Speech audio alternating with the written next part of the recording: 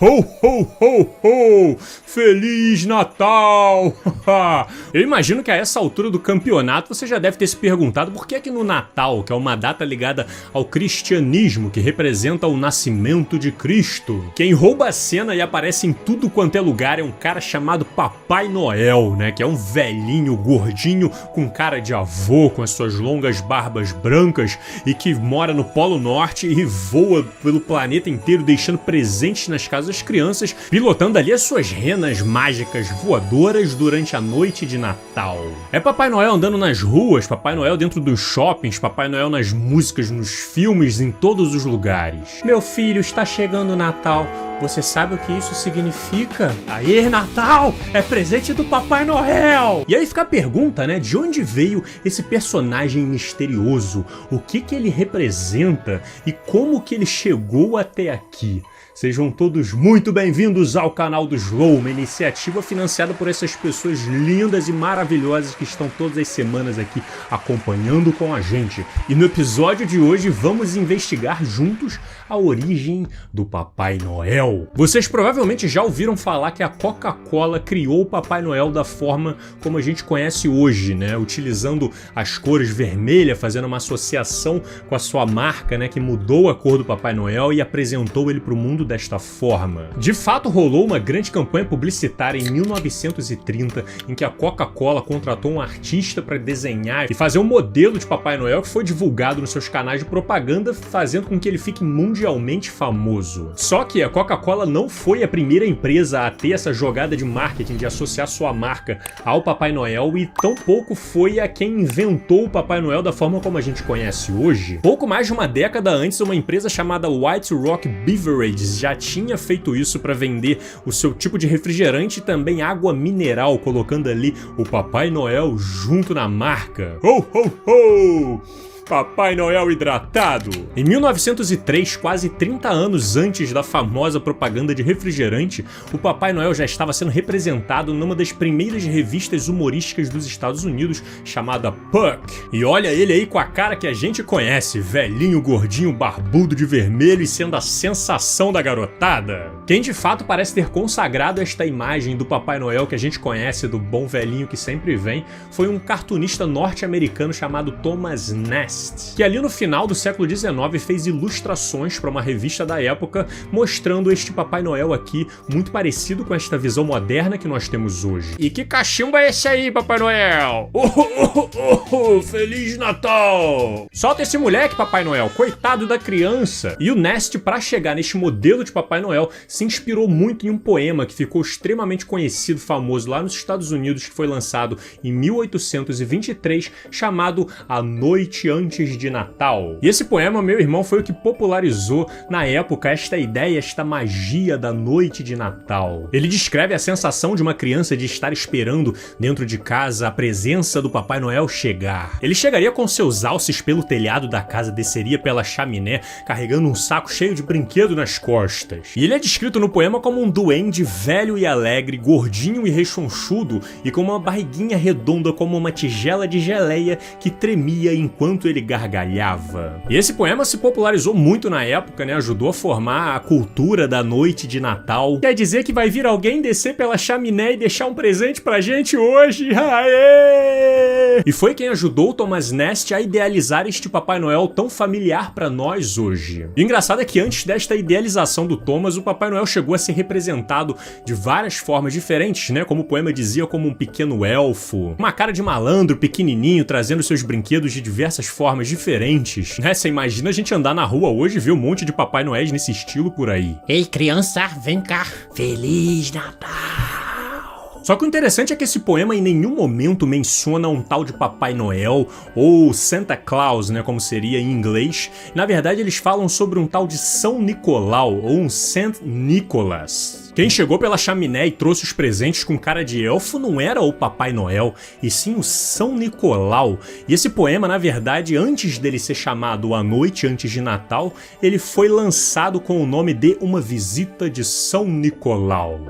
Que? Esse cara aí entrando na minha casa pela chaminé? Agora, quem foi de fato esse tal São Nicolau e quais outros elementos e outros personagens também estavam envolvidos nessa história para que elas coincidissem lá nos Estados Unidos e fossem depois espalhadas para o resto do mundo inteiro através de propagandas e filmes e livros e tudo que a gente conhece?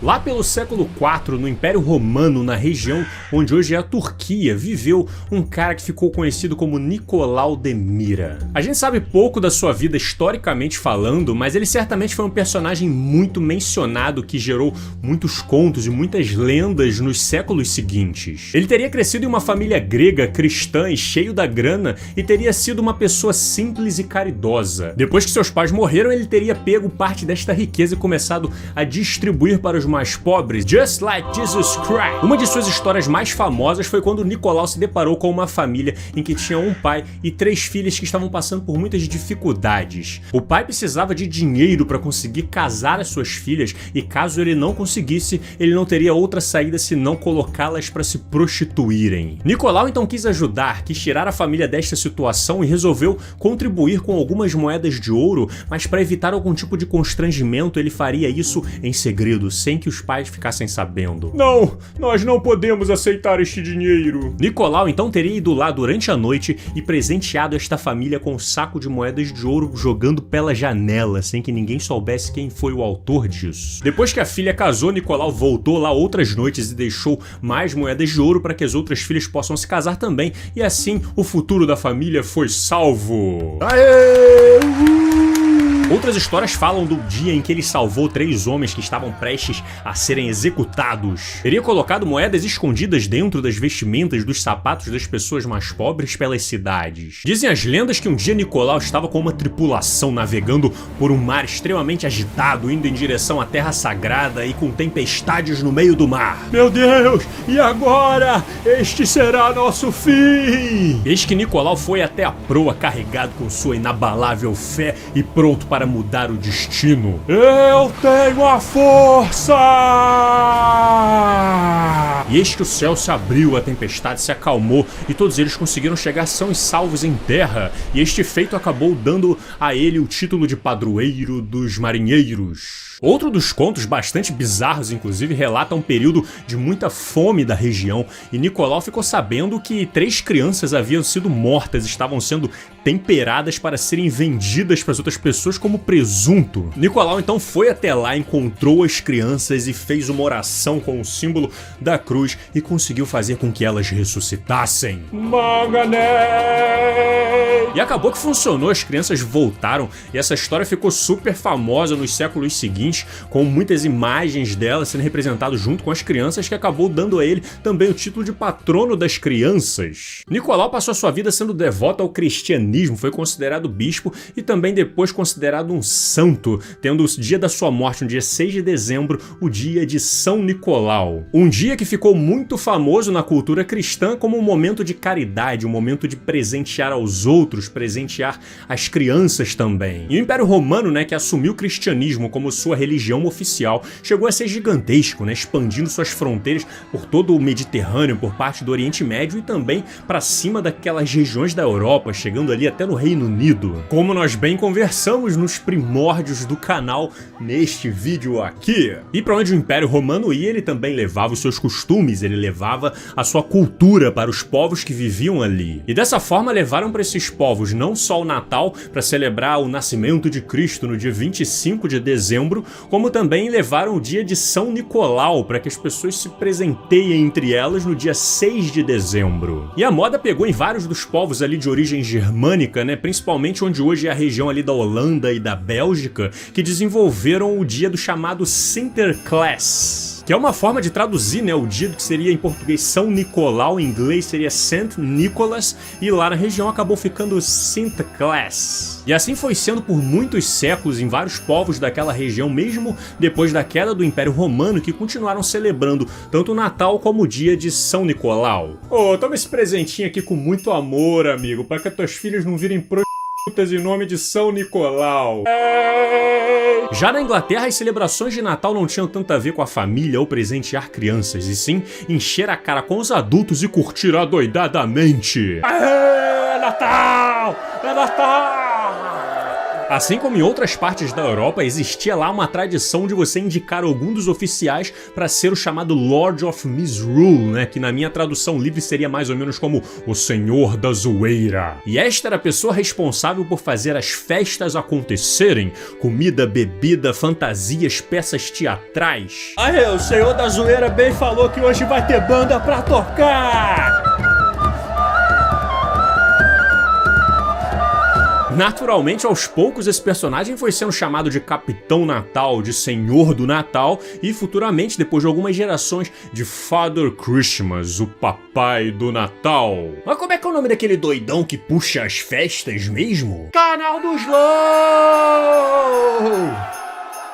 E eis que no século XVI começou a Reforma Protestante, com Martim Lutero na liderança, escrevendo as suas 95 teses de discordâncias que ele tinha com a Igreja Católica, com o comando do Papa na porta ali das igrejas, fazendo as suas reivindicações de mudanças. Os protestantes estavam ali questionando a autoridade do Papa, reivindicando uma série de mudanças de que a igreja deveria recuperar os seus valores e se adaptar para algo que fosse mais realista para o povo da época. Mas peraí, que bagunça toda é essa aí, gente? O cristianismo não é sobre Cristo? Então por que tem tanto santo espalhado por aí? É santo não sei o que, é dia do santo tal, comemoração do santo? Porra, peraí, vamos falar sobre Cristo, vamos falar sobre Deus, o único Deus. Pois é, encrencaram com os santos e até hoje nas correntes protestantes segue-se a ideia de que não se deve adorá-los. E na época ali, na região onde hoje é a Alemanha, as tradições natalinas e o culto a São Nicolau parecem ter conquistado o povo. Ele propôs então que a celebração de São Nicolau fosse transferida para a noite antes do dia de Natal, né, na noite de 24 para o dia 25, que representaria ali então o nascimento de Cristo, né, e todos esses presentes seriam entregues pelo próprio menino Jesus. A celebração seria representada pelo Christkind, né, que em inglês seria tipo uma bondade de Cristo, e um personagem que seria a encarnação de Jesus em uma criança que iria presentear as outras crianças. E acabou que o evento foi de fato adotado em vários países na Europa, aqui na América Latina, em alguns outros lugares do mundo, e no meio dessa tradução de Christkind, começaram a chamar de Christkingle também, este ser que vocês estão vendo aqui. Se prepare, hein, meu filho, esta noite o Christkingle vem te presentear. Ah, legal, mãe, mal posso esperar. Mas agora, já que a cultura e a história estão sempre se transformando, de onde será que vinham estas celebrações? O que será que existiam naquelas regiões antes do Natal cristão chegar por lá? Como a gente comentou, né, o Império Romano lá no passado expandiu muito as suas fronteiras e entrou em contato com diversos povos, diversas culturas diferentes, onde eles influenciaram muito, mas também foram influenciados. E os povos que viviam naquela região eram de origem germânica e eles tinham a sua própria cultura antes do cristianismo chegar por lá. Muitas dessas comemorações geralmente estavam associadas aos períodos das estações do ano, né, acompanhando a transformação do meio ambiente, da natureza, como no equinócio ou no solstício de inverno, como é o caso dessas festas na floresta, que acontecia geralmente no final de dezembro e no começo de janeiro. E essa celebração era muito conhecida em muitos povos como Yule, que era um dos nomes dados ao deus Odin. O pessoal se reunia, festejava, bebia, cantava,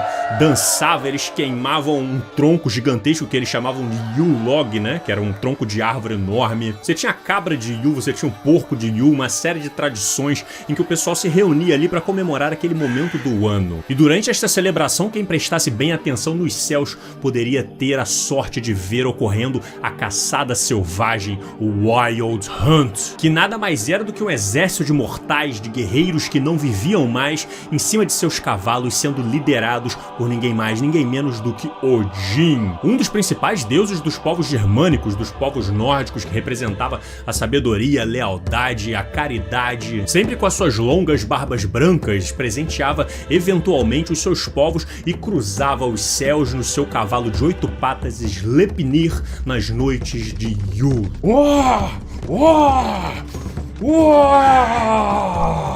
Nossa, que irado, cara. Deixa eu saber um pouco mais sobre isso.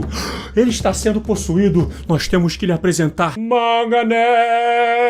Quanto é que a palavra Yule era utilizada na maior parte da Inglaterra para celebrar estas festas, mas a partir do século XI ela começou a ser substituída pelo Natal. Foi só lá no século XIX, no período vitoriano na Inglaterra, que as festas de Natal começaram a pegar mais essa cara mais atualizada, né, de uma festa de família, uma festa cristã com a entrega de presentes, e o Father Christmas foi atualizado e passou a ser representado em várias formas diferentes e foi associado pela primeira vez à caridade com crianças, né, e a presentear todas elas. E o que a gente observa é que as culturas estão sempre em transformação, sempre em constante dinâmica e se influenciando umas às outras. E foi esta mistura de valores do Deus cristão com as histórias de São Nicolau, com a sua caridade, salvando crianças, presenteando os pobres, o protagonismo de festeiro do Father Christmas, junto à influência de Odin, que cruzava os céus da noite com os seus cavalos, seus aliados guerreiros, e passava uma energia de união para os povos que observavam ali da terra